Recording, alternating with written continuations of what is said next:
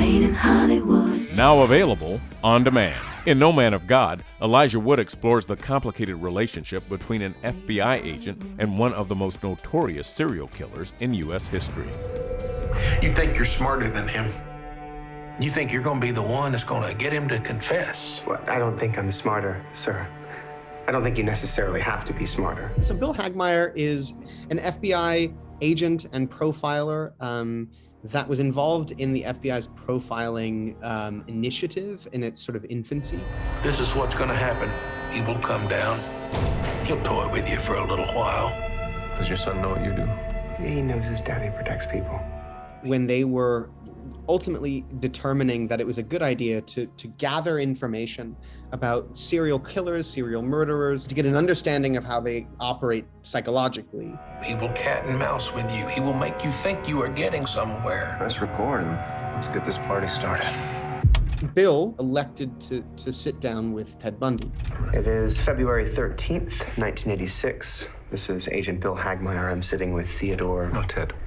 I'm sitting with Ted Bundy.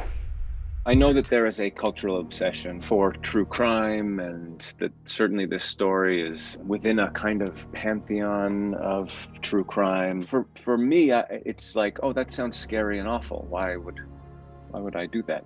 But having met Amber, and I was sort of led into another place with her. Personally, I happen to think like, wow, do we really need another Bundy movie? And then a number of things happened in my brain. One was I was like, well, this isn't actually a Bundy movie. This is a movie more about Bill Hagmaier than it is about Bundy. And it's actually more about us. Ted Bundy has 13 hours to live, and he is using those hours to try and buy himself more time. She had this idea for a movie that had a different sort of angle, a different take. Once I had met Amber and sort of felt her authority, I was happy to kind of just get on board.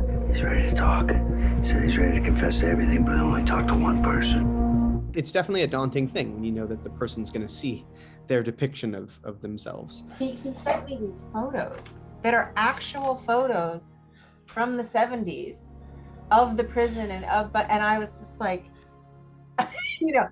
this really hit home for me. He sent me all these videos. He was such a great source of information. There are families out there looking for answers. The world needs to know why he killed those girls.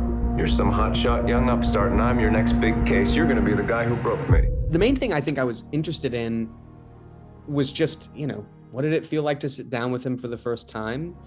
What was the preparation like?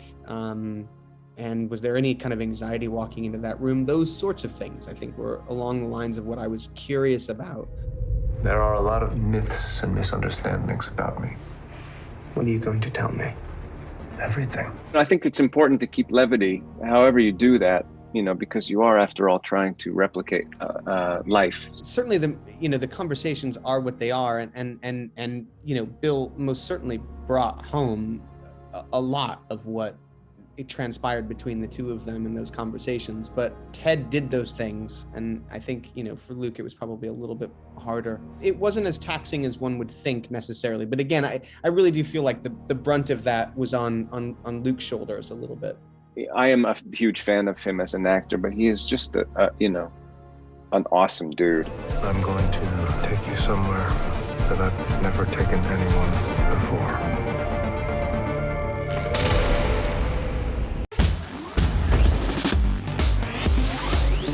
Made in Hollywood. Hey guys, thanks for checking out this video. We want to know, what would you have asked? Let us know in the comments below. And if you liked this video, don't forget to hit the like button. And as always, for more videos like this, hit the MIH TV logo right here. And for the next awesome video, click right there.